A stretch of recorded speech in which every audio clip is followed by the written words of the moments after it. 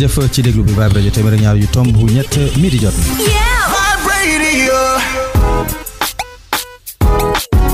asalaamaaleykum wa rahmatulah di wéer ñetti fan avril 2022 niñ koy defee ayu bés bi nag tey ji nag am nañu gan di koo xamante ni ndaw la waaye it kàngam la ci la muy yëngu rawat na ci wàllu politique ñëpp xam ko di monsieur Thierno Bocoum bu alternance génération pour les intérêts de la République agir sëñ bi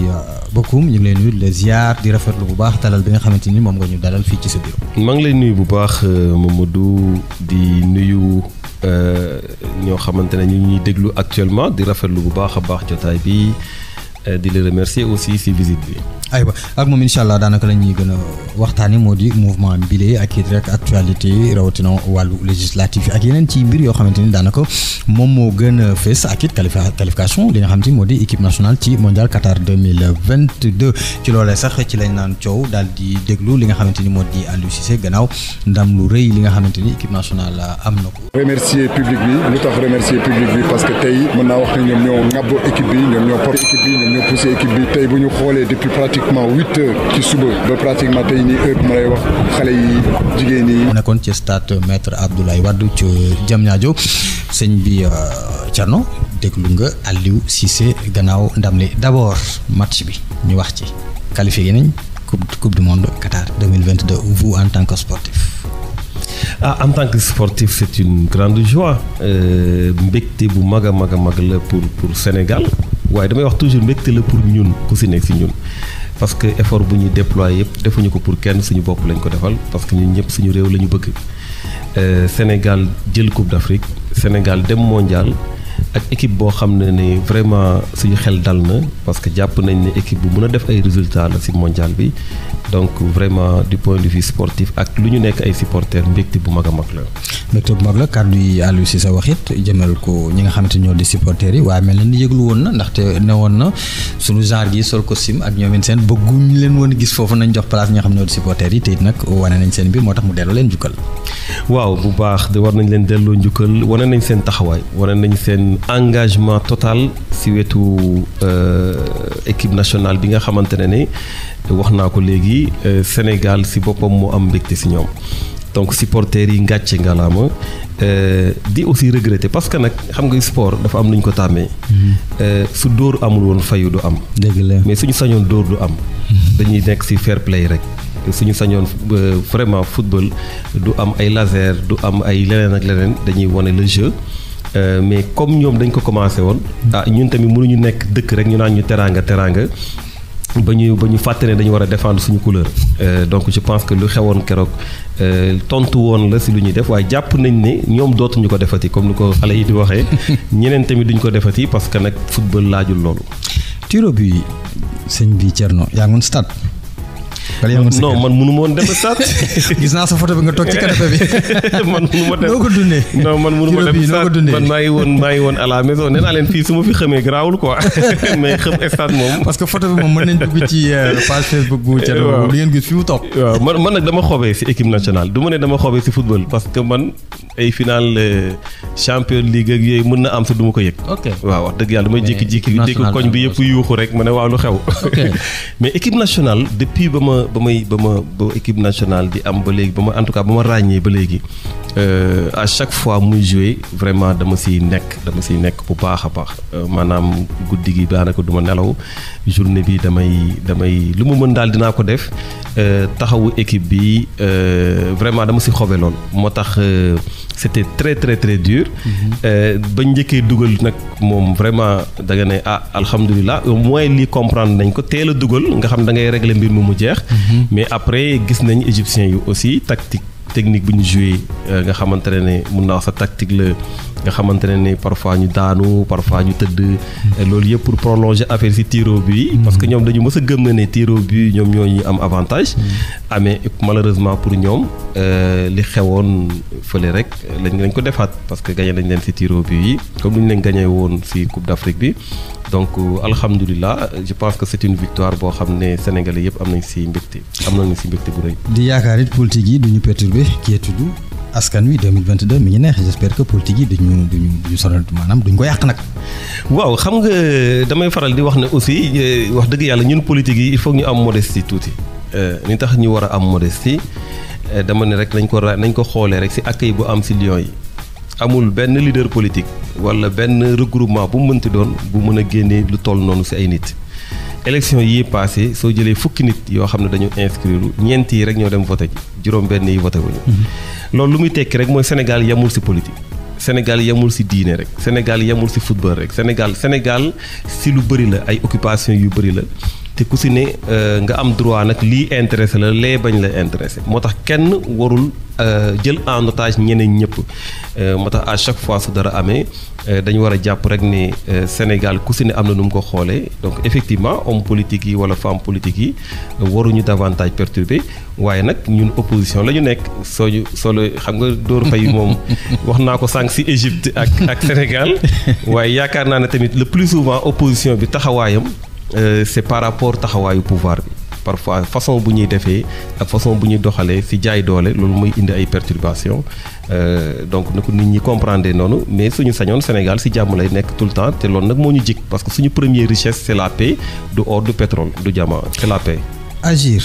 mouvement la wala parti politique la léegi. Agir mouvement la waaw Agir mouvement la. xalaatu yóbbu ko parti politique ñu ngi ci ba léegi ñu ngi ciy waxtaan. mais xam nga léegi sooy xool façon bu parti politique demee élection ak façon bu mouvement wala. candidature indépendante di demee c'est la même chose. daanaka amul changement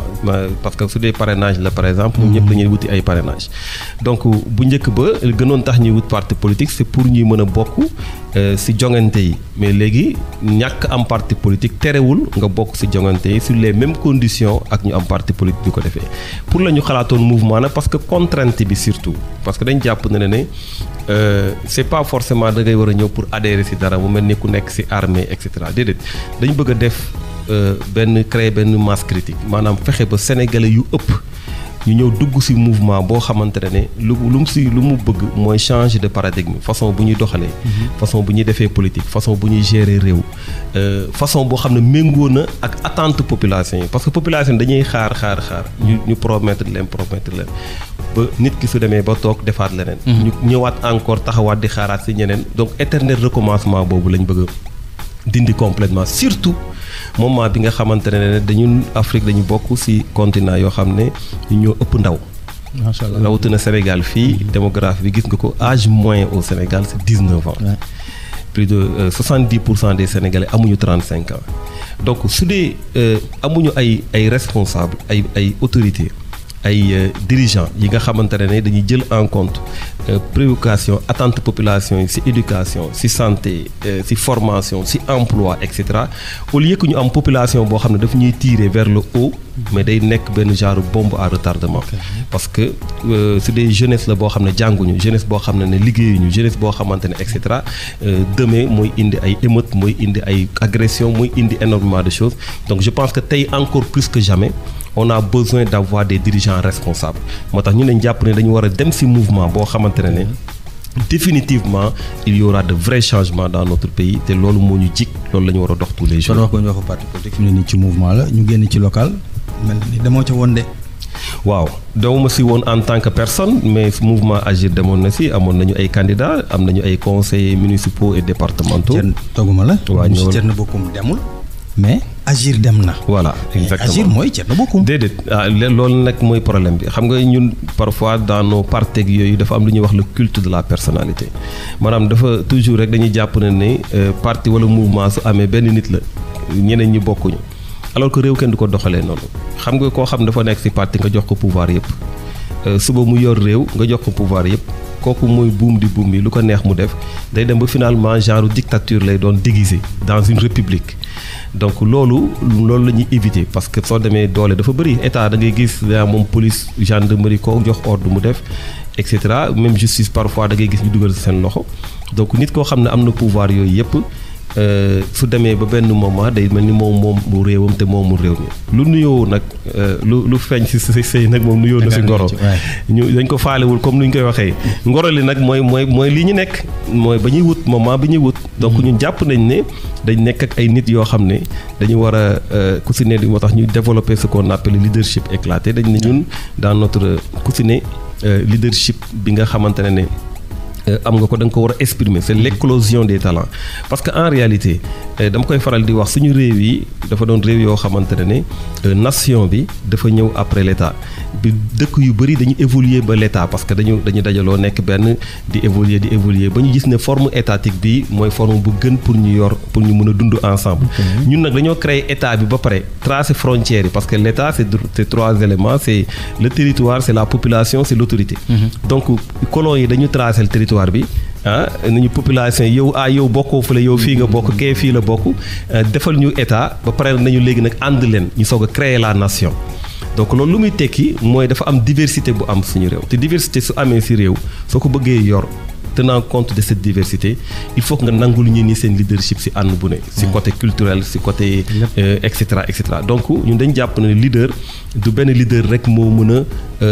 boole loolu yëpp nekk ko ci moom dafa au contraire dafa war a doon koo xam dafa war a ibbeeku ci lépp du yor lépp mais day ibbeeku ci lépp manager ko de sorte que loolu lépp su doxandooyee mu doon njëriñu ñëpp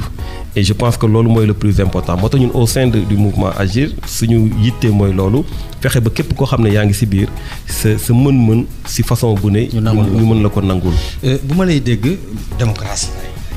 ay dégg gisoon nañ fi maître Abdoulaye Wade ay jamonoom mais am na sax benn adage bi wax naan trop de démocratie day indi anarchie est-ce que loolu bàyyi ngeen ci xel laata ngeen di def ouverture bi naam sax dégguñ ci benn coow te ñaanalu leen yéen mouvement Agir. Ouverture ban si bi nga wax nii ku ci nekk ak sa leadership bi nga yoree dañ lay bàyyi ni nga ko gisee ni nga ko defee parce que loolu moo leen may sax ci local yi yow demoo mais am nañu dem maanaam ku ci nekk da ngay nekk au devant de la scène en quelque sorte. waaw te loolu démocratie moo koy indi. waaw xam nga démocratie ñàkkul ay règles moo tax ñu wax état de droit démocratie day ànd ak état de droit démocratie day jox ay liberté waaye day liberté encadrée. moo tax ñu naan say liberté mu ngi yem fu liberté keneen nekk.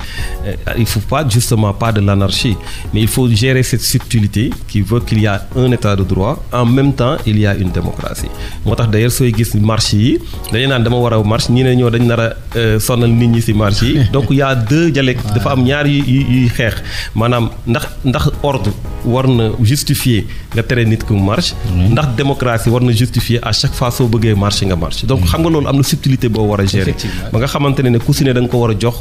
jumtukaayam da nga ko war a jox lu mu yitteel mais li gën a am solo mooy ordre day am ci démocratie mais démocratie mënul ñàkk. aywa ñu jëm ci législative jamono yee def nga fi ab déclaration man bi ma ko déggee sax dama ne man Thierno moom du ma ne fàtte woon naa ko de mais gis naa ko dégg mu woote wax ni dafay bokk ci législative yi nga xamante ni jàpp nañ ko sulet lan moo koy justifier. waaw lu bëri moo ko justifié d'abord sànq da nga ne bokkoo local yi. effectivement bokkuma local yi mais mouvement Agir bokk na. bokkuma local yi parce que li ma décidé la woon. effectivement li tax ma décidé woon ko parce que si même année bi dafa amoon ñaari élection dafa am du moins ñaari élection benn bi def nañ ko mu des benn bi. élection locale élection législative. man ma bokk si ñu xam ne ñoo xamante ne dañuy gëm ne cumul de mandat électif waratul am c'est-à-dire que jàpp naa ne mënoo nekk député. nekk maire. damay bañ a guddal coole am nañu ko nekk. waaw loolu jàpp naa ko parce que man jàpp naa ne maire moom bés bu yeewoo su wàccee tànkam si lalam rek am na loo xamante ne population su ubbee buntam sax soo moytu dina fekk ay nit yu koy xaar. si lu mu war a defal pour population. parce que y a des compétences yu ñu leen jox yoo xam dañ si war a liggéey tous les jours maire war na tal leneen lu dul def leneen donc maire dafa war a nekk. si bëgg-bëggu askanam bëgg-bëggu population tous les jours. Le député la même chose. Le député dafa war a nekk tous les jours au service de son peuple parce que quand on est élu on devient député du peuple. loolu lu muy tekki man mi nekkoon assemblée nationale xam naa ne député bu def liggéeyam waxuma bu deful liggéeyam la. mais député bu def liggéeyam war a def contrôle de l'action gouvernementale wala évaluer les politiques publiques war a def des questions écrites questions orales questions d'actualité. war a liggéey quoi. war a liggéey war a dem commission war a dem plénière war a voilà dem sur le terrain député boobu war na mën a tal leneen lu dul bëgg a nekk en même temps maire donc comme cumul boobu man d'accorduma si dama ne élection yii di dem du ma dem si bii ñu fal ma maire ma naan non damay démissionner pour nekk lii wala loolu déedéet damay tànn benn moo loolu tax ma tànnoon nekk pour député pourquoi ma tànnoon nekk pour député nag parce que dama nekkoon assemblée nationale xam ne assemblée nationale dañ ko war a yeesal dañ ko war a defaraat dañ ko war a assainir. Assemblée nationale bokk na ci pouvoir yu gën a am solo ci réew mi parce que suñu joxee ginnaaw ba ñu joxee président ne ko léegi yaay jiite nommer say ministre yéen a yor exécutif dañ ne assemblée nationale nekkal suñu bët nekkal suñuy loxo nekkal suñu gémmiñ yéenay les représentants du peuple contrôler l'action gouvernementale voter leen loi yi balaa nga koy voter saytu leen ko xool leen ko mais gis nañ ne assemblée nationale rôle bu mu war a joué wu ko moo tax tey sooy laaj sénégalais la mooy njëriñu assemblée nationale am na sax ñoo xamante ne dañ leen naan assemblée nationale suñ ko tëjoon du wàññi dara si démocratie. et loolu c'est grave. c'est très grave. parce que assemblée nationale mënul ñàkk si réew. waaye nag lan moo war a mën a tax loolu ñu mën ko changer ce n'est pas pour ñu jël le bain et l'eau du bain le bébé yëpp sànni ko déedéet da ngay yeesalaat da ngay defaraat donc dañ gëm ne defaraat bi nag du si texte yi fa nekk wala loi yi fa nekk defaraat bi si nit ñi la. parce que loi yi leer na un député dafa libre mun na joxe nee nañ le mandat impératif n'existe pas waruñu la sa jox ay injonction le député am na immunité parlementaire le député am na possibilité taxaw di joxe xalaatam di def ay enquêtes parlementaires et cetera lan moo ñàkk du texte yi moo ñàkk lu ñàkk mooy nit yu taxaw pour dëggal seen bopp pour liggéeyal askan bi gëm li ñu doon gëm ko liggéeyal askan bi moo leen fa teg loolu commencé woon nañ ko ba ñu nekkee assemblée moo tax ba ma nekkee président commission comptabilité et contrôle ba mu ñëwee toog rek damay saytu xaalisu assemblée nu muy doxee. gaa yi dàq ba si saa si ne ma yow moom nag ñuy yàqal.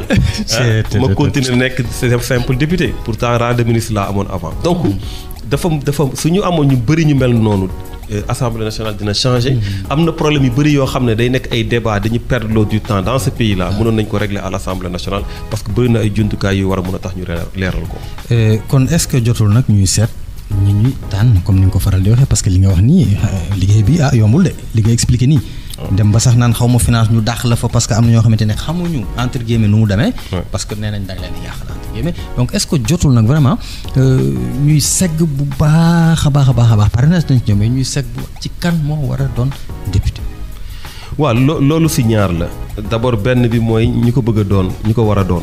ñoo ko war a bëgg a doon. dégguma la. ñu ko war a doon. ñoo ko war a bëgg a doon. parce que il faut que nit ñi ñu jël seen responsable politique du lu ñuy forcer nit. su dee yow da nga am ay valeurs am éthique am responsabilité am courage war nga mun a dem taxawee fu ñuy décider pour askan bi waaye soo toogee nekk observateur di croiser les bras ak di critiquer mais yow ak ñu ngay critiquer presque yéen a yem waaw parce que yow amoo courage yu dem taxaw su dee léegi ñëpp dañu abandonné politique.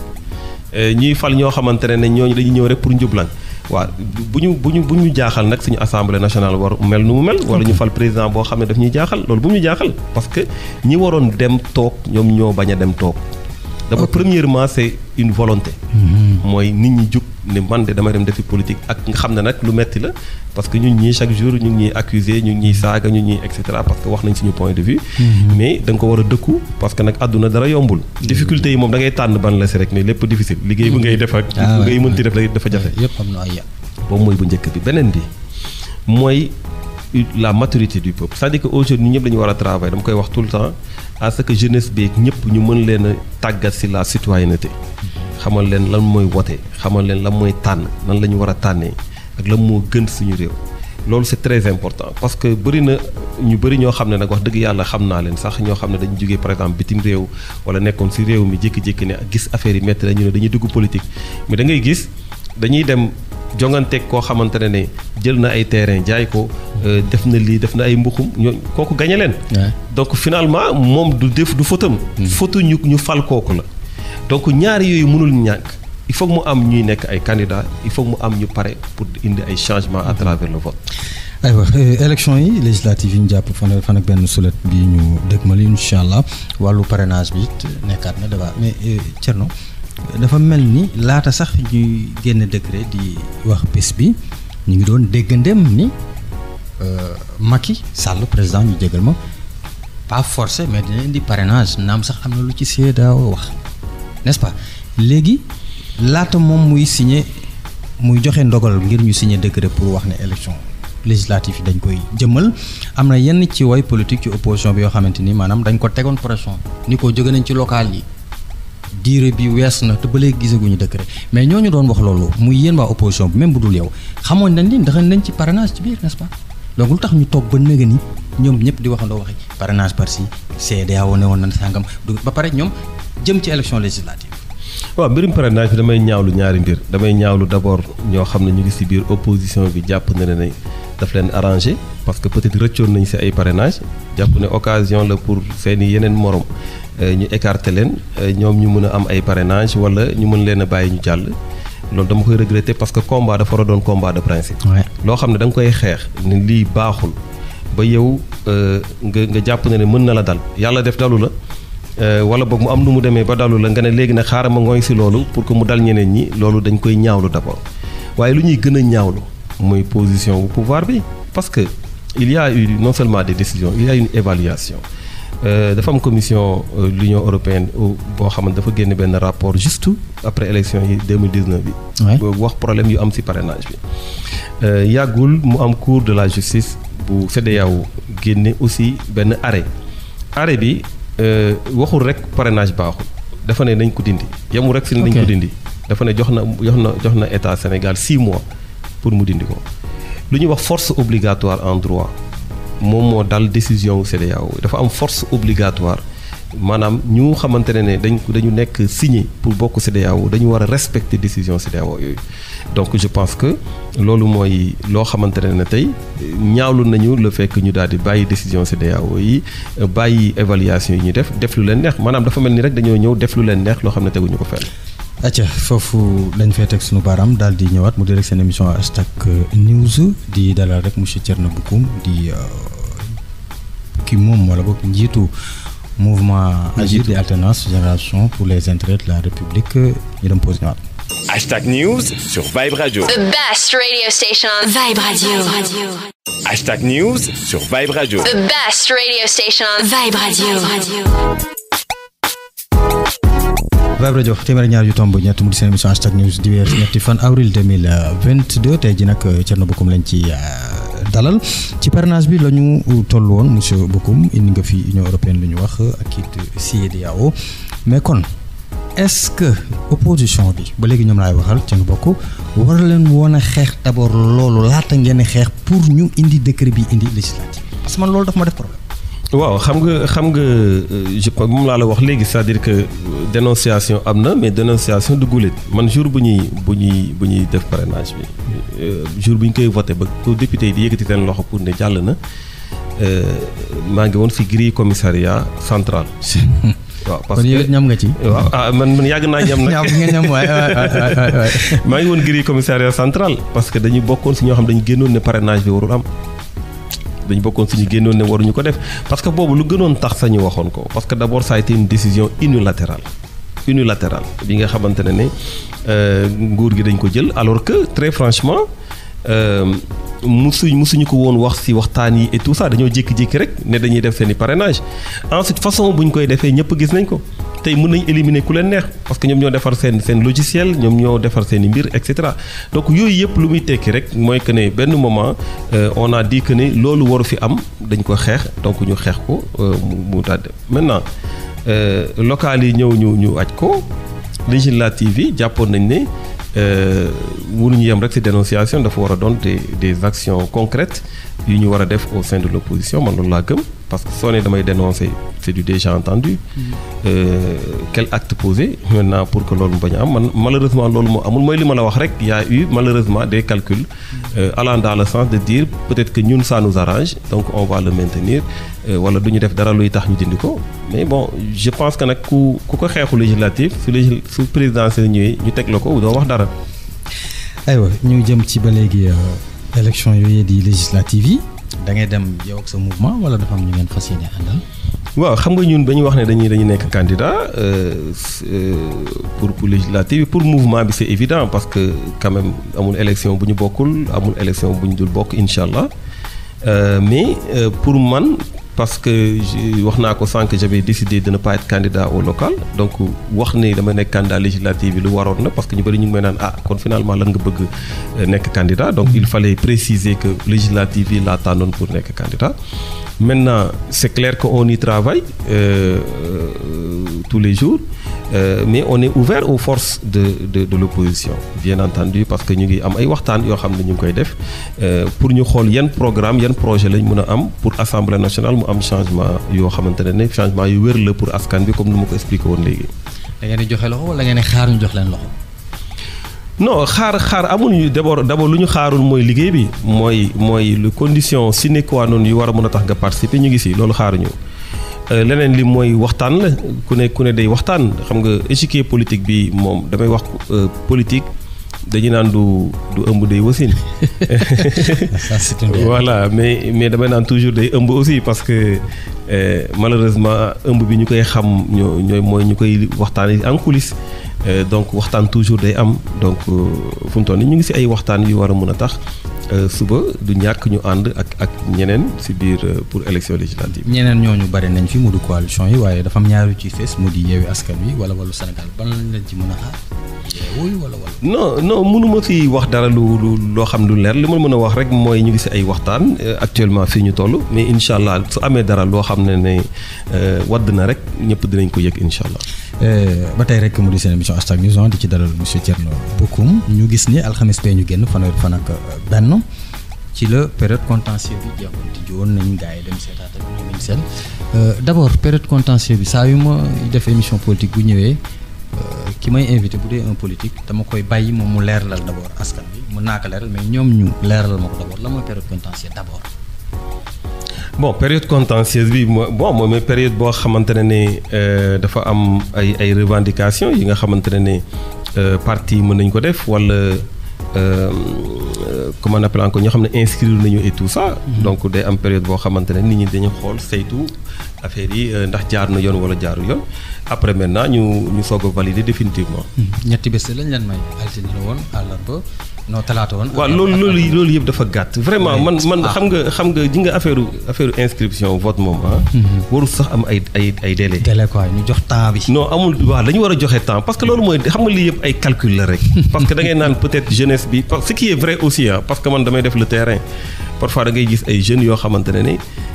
ñoo la dàq kaas mais mënuñu voter. mënuñu voter c'est-à-dire que seen carte ne pas voter bi la ko indi nag mooy damuñu inscrire pour nekk ay électeurs. dañuy laaj carte d'identité rek. mais demuñu voilà donc période bii nii période boobu nga leen mënoon wax dem leen ngeen inscrire et tout ça mais bon parfois aussi yitte yeeg ak aussi parfois gars yi politique bi demeewul noonu nuñ si passionné mooy lu ma la wax sànq il faut ñu éduquer leen davantage. gën a waxtaan ak ñoom sur la citoyenneté parce que parfois du leen ko jaral mais état bi day profiter aussi loolu pour di wàññi délai yi pour di fexe ba ñu bëri duñu inscrire mais loolu amul sens dans une démocratie daal pour man. ñi bëgg ne dañuy dem exprimer wu wax seen voix parce que dëkk bi lañ bokk ñun dañ leen war a joxal tout le temps qu'il faut man je pense qu'il faut des changements dans le code électoral pour que période yooyu mu doon période yu yaatoo yaatu nga xamante ne nit ñi dañuy jël seen temps dem voter dem inscrire pour mën a voter et je pense que ne loolu mooy tax ñu mën a wax démocratie boo xamante ne jël na en compte la diversité et les positions des populations. wax nga ko deux fois jeunes yi wala boog sénégalais souvent dañu am problème mais foofu aussi dinañ ci pointer du doigt politique yi parce que booy xool bu ñu jëmee ci élection wala ci yu mel nii du ma ni ONG ay quelques ONG rek ñoo def sensibilisation donc yéen li ngeen nekk ci terrain bi yëpp vous en tant que politique xanaa du ngeen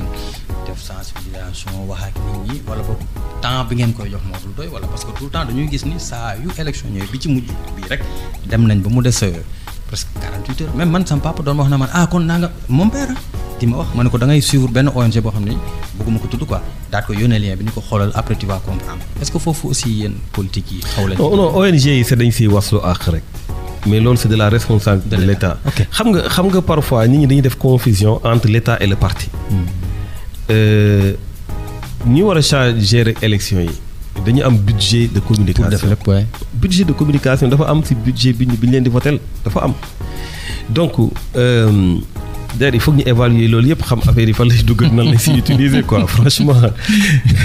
mais loolu yëpp c'est pour te dire rek ne parfois nit ñi dañuy naan non bu leen xaar dara si nguur gi déedéet nguur gi mooy état bi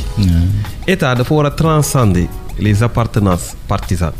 c'est-à-dire état dëgg warul xool ndax kii si nguur gi la bokk wala kii si kujje gi la bokk état dafa war a doxal loo xam ne moom la loi wax donc waroon nañu def ñoom ay campagne de sensibilisation jaarale ko si télé yeeg rajo yi un peu partout réseaux sociaux yi voilà mais bien sûr c'est-à-dire que loolu moo war parce que tey parti politique bu la ne damay sensible parti politique kay su mënoon am pouvoir ñëpp yëg mbir yi kay mu def ko ñëpp dem votel ko mais les partis les mouvements ont des moyens limités par rapport ak état amuñu aussi accès si yenn médias yi je pense que état moo war a def liggéeyam si loolu sensibiliser davantage parti yi ñu ngi def lu ñu mën mais amuñu les mêmes moyens mais état boo xamante ne dafa lu comme ni ko maire kii di waxee bu mu jëm kaw bu mu jëm kaw bu mu jëm kaw rek lañ nekkee bu affaire yi jëm kaw. bu ko kenn yëg teg tànk waaw teg parce que statu quo bi moo leen di arranger xam nga soo gagné si benn fichier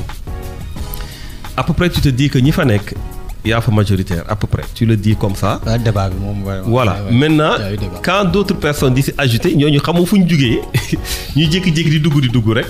da ngay jàpp ne ci sa njott mu ñaaw que ne ñee lañ nar a woteel te suñ ko defee mën nañ ñoo daaneel donc loolu tax état day naan day jaxasoo presque nguur gi parce que sooy xool tey ministre de l'intérieur président moo ko fi teg ministre de la justice président moo ko fi teg et cetera donc ñëpp ñoo xamante ne ñu ngi tourner autour de ces élections là état président moo leen fi teg te président c'est le chef de la coalition qui s'appelle Benno Bokk Yaakaar donc jaxasoo bi dafa taxaw ba pare jaxasoo boobu nag moo tax ñoom dans leur stratégie de déploiement politique dañ siy boole les canaux comme les canaux de l'État dañ ko siy sóoraale si biir parce que ñoom ñoo yor état aussi loolu nag lu ñaaw la si démocratie je pense que ñoom ñoo war a def seen liggéey ñoom ñoo war a sensibiliser ñoom ñoo war a fexe ba nit ñi yëg lu xew. dafa mbaat boo xam ne man bëgguma ko di faral di wax maanaam jóge ci mouvement wala jóge ci parti dem ci parti waaye fi mu ne nii dafa xaw a ñu jëm ci élection législative yoo xamante ni opposition bi toujours ñoom laay wax am nañ jafe-jafe yoo xamante ni bëgg nañ mu saafarawu ñoom ci seen biir ñuy gis ñuy fàqe ci langue di fekk ji yeneen i langue bu boobaa sénégalais est-ce que duñ ni sax ñun di position bi est-ce que vraiment crédible nañ en l'occurrence li fi jot semaine bi passé rek honorable Dolly jógee kooku gis-gis taxawal mouvement am ñu ne deetawaay ku nekkoon parti démocratique sénégalais dem fekk ji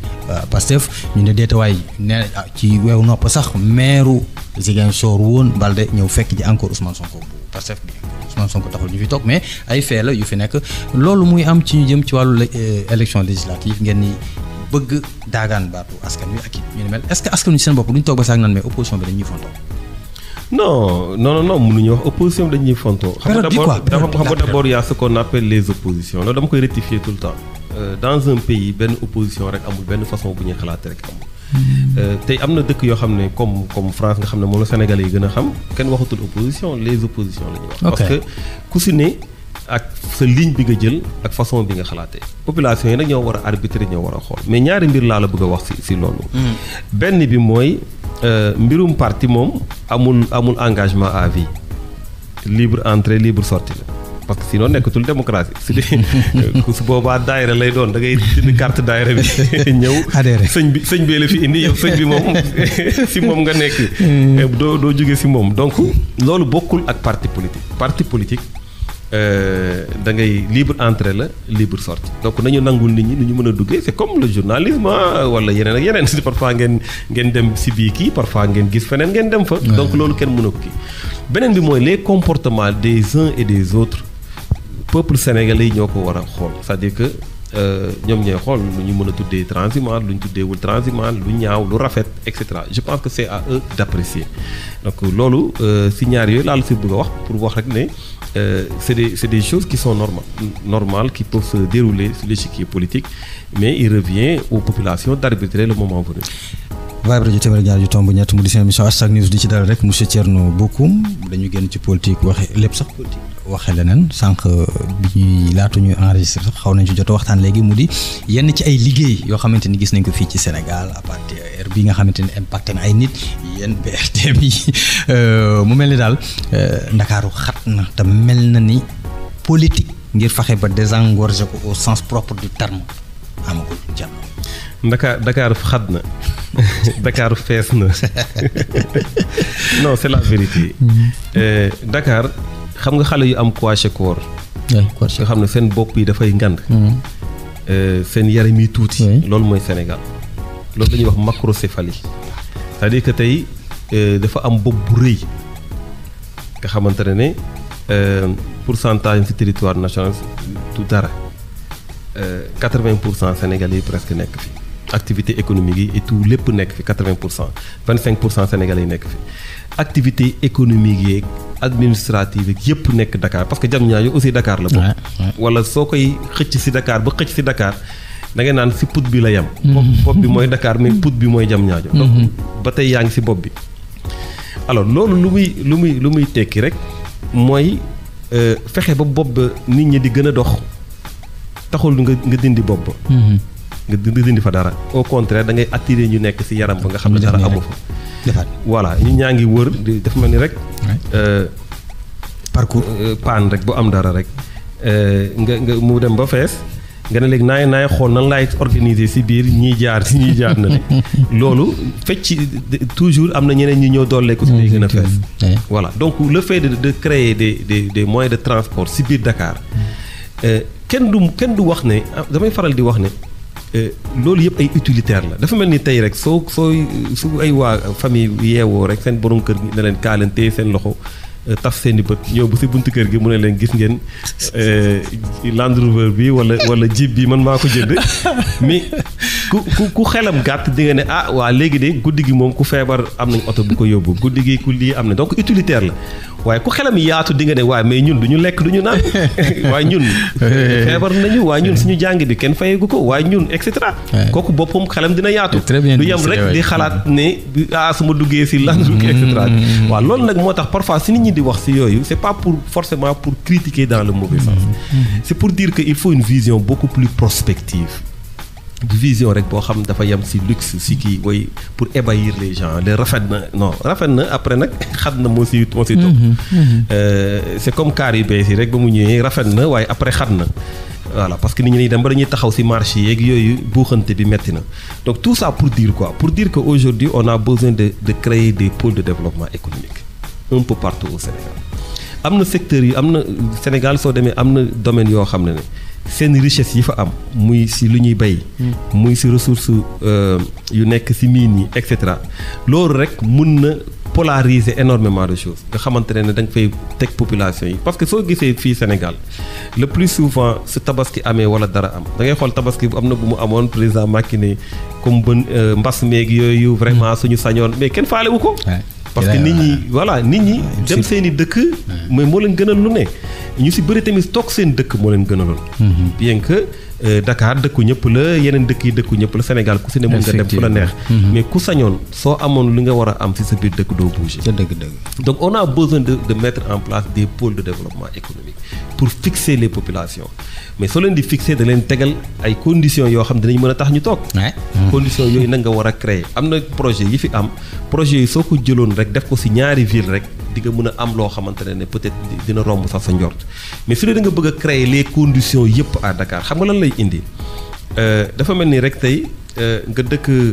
fenn ci banlieue bi terre bi di fa jaar. Tëngéej. waaw terre bi di fa jaar say mbokk jógee village ñëw gis ne terre bi soo ci duggee dem directement ville mën nga wàcc dem Sandaga jaayi et cetera donc am na facilité boo ko indil kooku mbokkam yëpp mën nañoo ñëw. di dugg ci terre ba ñooñu Dakar lañ dëkk léegi. ñeneen def ko ñu maanaam facilité yi dafay bëri ba nga xam ne la moo tax ñi di am ruée vers Loro vers truc et cetera parce que fii defuñu fi ay conditions yi war a mën a tax nit ñi di toog donc il faut ñu créer conditions yi fixées ñooñu bëgg nañu am nañu droit ñëw jaay mais su dee am na defar nga seen tool yi. ba mu baax dañu toog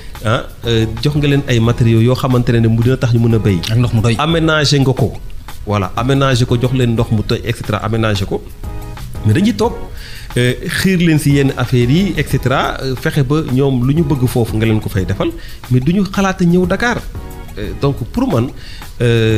baax na mu am ay infrastructures et cetera mais il faut une vision beaucoup plus prospective ñu dem gëstu ruq-ruqaatu Sénégal yi parce que man dama bokk ci ñoo xamante ne ni mun naa du ma toog at boo xam du ma def tournée nationale du ma génn yàggul rek dem naa fi Kolda Ziguinchor Saloum bi xool gerte gi mu demee et tout ça donc je le fais souvent mais ku dul tukki du xam fu dëkk neexee te dañuy tàmmal Sénégalais yi ne Dakar alors que bëri na ay ruq-ruqaat ci dëkk bi laaju ñu lu dul ñu gestu leen rek suñu leen gestu woon non seulement population yi du ñu dem feneen parce que soxlawuñu leneen mais ñeneen dina ñëw fekk si leen fu ñu nekk su boobaa Dakar dina désengorger wu. kon daal vision bu yem Diamniadio ngay bañ. comme ni ko gars yi di waxee. na ko weesu dem. jëm ñaañu moom Dakar la. ca dëgg Dakar la wala put bi rek. xibaar yi it ay bés bi gënoon na ca fes mooy gone gi nga xamante ni faat nañ ko ci université bu Gaston Berger UGB nga génne. non. ok d'accord voilà kooku c'était juste benn sama question personnelle woon faatu na fa am na nit ñi ñaawlu nañ ko mais wàllu insécurité dafa mel ni dafay tàmbalaat li tax je m'explique à part université Cheikh Anta Diop Thierno yow miy wër xam nga ni université yi ñu defar fii ci Sénégal yëpp ci àll bi lañ ko def te booba insécurité comme que ñi nekk biir Dakar sax moo am ñàkk kaaraange à pour cette raison yi nekk ci biir Sénégal donc tabax pour tabax comme ni ñu koy faral di waxee donc insécurité bi ci biir université yi. waaw insécurité foofu peut-être du ma si xaw a d'accord ak yow parce que université mu nekk dans un milieu bu calme boo xamante ne bëriwul ay fréquentation parfois lu baax la première sécurité mooy d'abord les étudiants ñoom ñoo war a sécuriser seen bopp li tax ma wax loolu mooy malheureusement décès bi si néegu étudiant la am. du ma ko comprendre. selon waay. loolu dafay doon benn exception maanaam du Samba booy bu jugee fële ñëw et cetera mais c'est dans le milieu fi la affaire bi amee loolu ay crimes la yoo xamante ne mun naa wax c'est des crimes passionnels yoo xam ne dafay am souvent ci famille yi am ci université yi am un peu partout dañ koy gis mais si on parle d'une manière générale et foofu laa comprendre d'ailleurs sa question ci insécurité bi effectivement insécurité xam nga tey sooy xool pyramide de Maslow wala nga xool besoins yi nga xam ne Sénégal population yi ñu ngi ko mën a am bokk na ci sécurité. Sécurité bokk na si lu ñu war a njëkk a régler si àdduna et sécurité mooy indi jàmm damay faral di wax naa la ko léegi sax d'ailleurs que notre première richesse c'est la paix du ay pétrole bii ñu gis ak am na ñu ko am te amuñu jàmm nekk profité wuñ si sax quoi donc jàmm boobu nag dafa am coût mooy d'abord il faut une démarche dissuasive lan laa koy tekki lan laa ko mën a tekkee mooy il faut que ñu def de sorte que suñu force de sécurité yi suñu force de défense yi surtout force de sécurité yi ñu jox leen ay jumtukaay recruter assez pour que seeni taxawaay mu doon taxawaay boo xamante ne kenn du xalaat def yenn yi loolu c'est très important quand je parle de la sécurité d'une manière générale ensuite ñu gën leen a doter de moyens surtout les moyens scientifiques c'est vrai que ñu ngi def effort bu baax a baax sooy gis meurtre yu bëri yi ñu fiy wax gars yi dañ koy gis très rapidement voilà fat ça veut dire que côté boobu peut-être Sénégal mu ngi siy def effort mais il faut dire aussi que li fi am si décès wala ay ñu réer te xamuñu nan la mujjee wala histoire yoo xam doo xam nan la mujjee bëri na aussi dafa am réew yoo xam ne kenn su réeree mais c'est une affaire parce que c'est rare quoi. c'est une affaire nationale mais fii chaque jour da ngay gis photo dañuy génn photo kii dafa réer. mu yem fa kenn xamul fan la dugg nan la demee ñooñu peut-être aussi am na lu leen dal te yëguñu ko ainsi de suite donc je pense que il faut que davantage ñu gën a vigilance yi loolu xam ne doomu aadama dañ ko war a aar dañ ko war a yiir dañ ko war a protéger et loolu état am na ci responsabilité bu mag mais aussi population yi parce que il faut ñu am la culture de la dénonciation. am na yoo xam ne soo koy gis muy am ci sa voisinage ci sa koñ ci néeg bële ci kii et cetera du boole parce que fii léegi Sénégal soo boole ñu ne da ngaa seytaane mais am na ay mbir yu bëri yoo xamante ne il faut mu am lu ñuy wax délation walla mu am dénonciation parce que parfois nag soo gisee yenn réew yi li tax ñuy mën a prévenir yenn crimes yeeg yenn attitudes yi jaay drogue et tout ça c'est parce que voisinage bi chaque fois suñu gisee dara dañ koy wax voilà il faut que ñu weer nit ñi mais fii dañuy bëgg suturaal bandit suturaal woyu suturaal criminel waaw masla bu dul jeex loolu aussi il faut que ñu bàyyi ko ci biir sécurité bi ak insécurité bi ci nga waxee wàllu ndawal kaaraange sama xel dem ci la xew ci Casamance Thierno li gën nañ ko dégg nag li xew Casamance jamono yi ay ati franchement ñu toog ba si rek affaire bi ñëw fu en tant que politique nan nga xalaat ni buñ ko doxalee waxuma wàññee ko de mais dina dakk non d'abord man Casamance d'abord man su ma siy wax sama xol dafay tooy ñu tax ma wax loolu parce que man dama fa demaat fa c'est du gâchis franchement territoire bu mel noonu si ay opportunités yu dul jeex tey benn rébellion bëgg xañ nit ñi ñu dund seen dund même yenn investissement yi soo gisee à la décharge de l'État parfois soo gisee yenn investissement yi te du fa am c'est parce que parfois dañuy bëgg a tabax tali ñu ne non tali bii kenn du ko fi kii fii wóorul et cetera. ça crée des problèmes. lor askan wi. voilà et je trouve que ñu taxaw ne dañoo bëgg indépendance mais ils sont trop injustes parce que pourquoi parce que en dehors d'être des bandits parce que ñu ngi dañuy jaay yamba dañuy rey dañuy et cetera. Mais dañu nekk ñoo xamante ne dañuy xeex la population casamançaise parce que cette population dans sa grande majorité écrasante majorité mais nekkuñu ci loolu donc yow yaa ngi xeex loo xam ne tu es minoritaire. amul ñoo ci àndal ba pare yaa ngi leen di xañ seen développement parce que yor nga ay armes fii kenn du fi dugg fii kenn du fi def dara donc ñun dañuy soutenir totalement l'armée sénégalaise ci liggéey bu muy def foofu. Totalement sans réserve parce que soo xoolee lu ñu jot a jàpp léegi li fa am. gis nga toolu yàmbaay ay hectares. affaire Samba Boy rek. waaw affaire Samba Boy la xam nañ ne fii indépendance mënut fi am c'est-à-dire que waa Casamance si boppam ñoo d'accordul ba pare. tey jii suñu leen permettre ñu def référendum par exemple mais ñoom dañuy xam ne ils sont ultra minoritaires donc c'est perdu d'avance mais comme dañ siy dund. di si am seen i mbir di si defar seen i affaire mais finalement c'est du banditisme. Donc ce banditisme là l'État doit prendre ses responsabilités totalement ñun en tout cas ñu ngi si encouragé bu baax mais nag ñoo xamante ne dem nañ ba jàpp ne waratuñ si nekk aussi war nañu ibbi possibilité de discussion de dialogue parce que tamit ginnaaw ay jàmm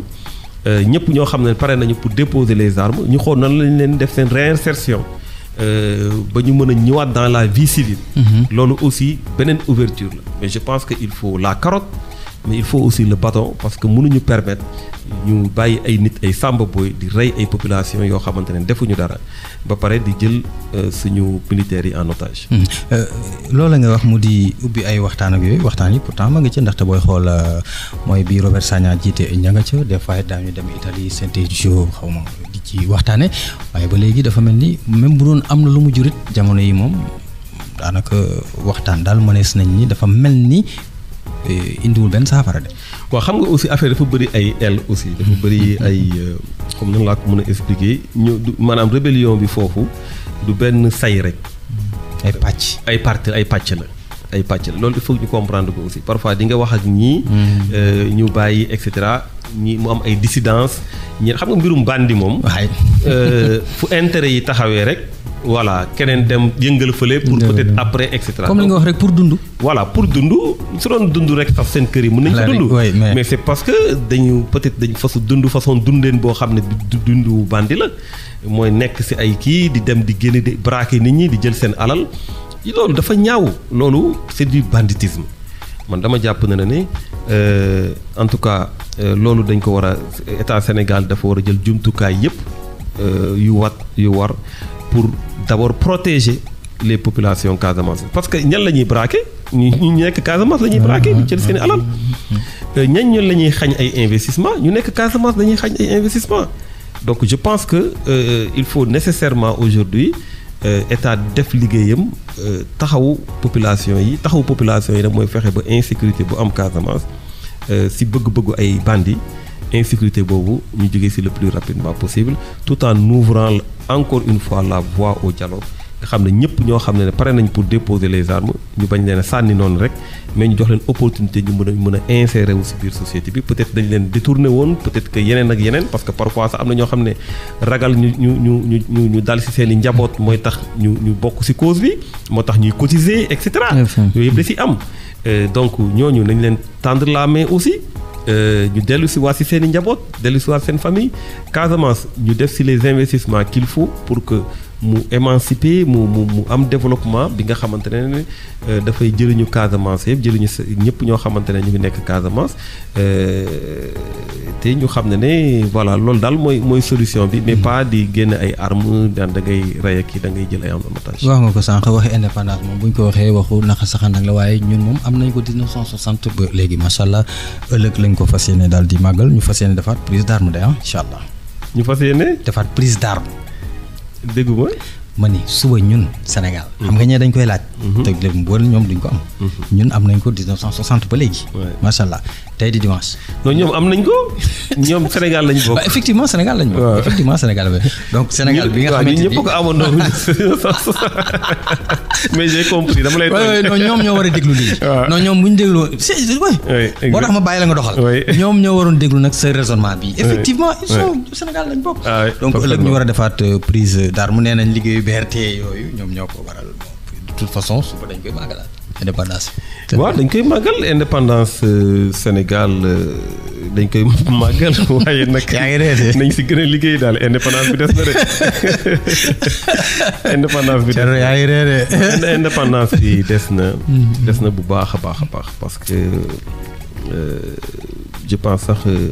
lu ñuy feete sax mooy lu complet. mais dàquma nag ñu feete ko parce que tamit wax dëgg yàlla suñu histoire la bokk. ñun nit warul rëñee histoire am. da ngay accepter cette histoire voilà mais tamit da nga def ay jéego pour yow it nga bind histoire. xam nga histoire am na lu nekk sa ginnaaw mais li ngay dund tey histoire la pour ñu nekk si kanam parce que la postérité lu ñuy dund tey ñoom la ñuy nettali seen livre yi voilà donc ñu ne nañ bind histoire. bind histoire nag mooy ñu yaatal indépendance boobu. mu doon indépendance économique. mu doon indépendance monétaire. mu doon indépendance. ci lépp militaire. indépendance ci lépp. loolu mooy vraie indépendance loolu mooy vraie souveraineté mais su dee indépendance la boo xam ne même su dee lakk bi def benn lakk am na sa lakk bi fort trop da ngay woo armée française pour ñu fay ko loolu moom indépendance boobu moom vraiment des na. donc il faut que ñu gën a liggéey ci indépendance bi. kii di wax ak yéen nag bu la leen waxee ni dugal nañ ko kaso dugalaat ko moom fooy ba ngeen gëm ko ndax yi may wax nii daanaka waxu ñële la ñoom gi ak consort laata ñuy jeexal benn question rek parce que waxtu bi di kaddu yi nga xamante ni waajoo ji nekk France bëgg nekk président Éric Zemmour waxoon na ko ci mais Zemmour li ngeen def nii moom la bëgg. xam nga du gis nga. Zemmour lii lay wut. ku wax ci xam nga dafa nekk élection présidentielle muy wut dualité ak Macron ñu raw ko ci sondage yi mu amoon nag élan bu baax parce que ñëw na wax ay waxu doxam ñu xam nga waxu dox tamit day dox léegi de. voilà bu baax sax sax am na ñu naan waxi dof. di régler seen problème waxi dof moom. waaw donc mais day am xam nga waxi dof yi moom day am plafond. maanaam di nga engranger dof yi moom mais benn moment dof yi bëriwuñu donc day am plafond léegi nag plafond boobu lay bëgg a casser dem fekk ji ñoo xamante ne ñoom la ñuy wax ne ñoom ñoo war a nekk deuxième tour ci sondage yi moo tax muy wax yu rëy yi parce que wax yu rëy yi lu mu ci bëgg mooy noir yi tontu ko. sénégalais yi tontu ko peut-être sax ñu saaga ko et cetera pour mu wax tubaab bi ne leen gis ngeen man yéen laay défendre donc ñii ñu may et cetera donc stratégie la. pour man jarul sax fullaal jarul faydaal d'autant plus que du président de la République candidat la aux élections comme ñun ñii ñu nekkee fii candidat parfois ñu wax ci France parfois ñu wax ci États-Unis parfois ñu wax ci truc donc pour man jarul jox importance mais man damay suivre bu baax le débat foofu jàpp naa ne moo tax suñu programme dañu wax ne ñun pour législative on l'a dit keroog suñu point de presse bi dañ ne ñun de jàpp nañ ne war nañu créer benn fonds boo xamante ne dafay jàppale ñu jógee bitim réew di bëgg a dellu si waat seen biir réew genre guichet unique d'aide au retour parce que gis nga léegi extrémisme bi ak racisme bi dafa commencé jël benn ampleur Zemmour am na yu muy wax dëgg yàlla kenn ñemewu ko wax benn moment mais léegi ça passe parce que foofu la mbir mi toll maanaam dem nañ ba finalement léegi team di stigmatiser toute une population sénégalais yi dañuy jaay crack sénégalais yi dañuy lële mais loolu kenn xalaatu woon wax ko en France tey da suñ demee ba di ko wax ça veut dire que toll na foofu li ko indi nag mooy ñoom dañu commencé di ñàkk lu bëri du point de vue géopolitique ñu ngi ñàkk lu bëree bëri du point de vue des richesses ñu ngi ñàkk lu bëri parce que lu bëri si Afrique lañ ko kitte Afrique gaa yaa ngi fippu nànk donc y a la tension ñu commencé ñoo jiiñ da ngay gis même affaire Mali bi dañ leen naan woy suñu 53 militaires dee na fa ngeen bëgg a ñëw duñu wax li duñu wax la dañuy fàtte ne plus de 30 000 tirailleurs sénégalais dee nañu pour libérer la France mais fàtte nañ ko pour ñoom 53 militaires yooyu rek war na mën a tax lu ñu bëgg a am Sahel bi war nañ ko mën a am et cetera donc il y a une tension qui est là-bas qui fait que de plus en plus dañuy joxoñ baaraam africains yi ne yéen indi suñu problème yéen indi suñu lële en réalité lu ñu indee problème bi mooy ils ont beaucoup trop compté sur nous et que de plus en plus xam nañ ne loolu mënatul nekk maintenant nag ils vont continuer dans ça et pour man jarul jox benn importance de toute façon il sera pas président de la République te su nekkoon président de la République nag si la xam ne lépp dëgg la su nekkoon président de la République discours bi yëpp da koy tegaat ci suuf parce que y a des réalités yoo xam ne discours de campagne la mënu ko gëmu ko parce que y a des bien que man jàpp naa ne discours de campagne da nga ko war a gëm mais li muy def nii su nekkoon président de la République dina xam ne lépp dëgg la parce que su boobaa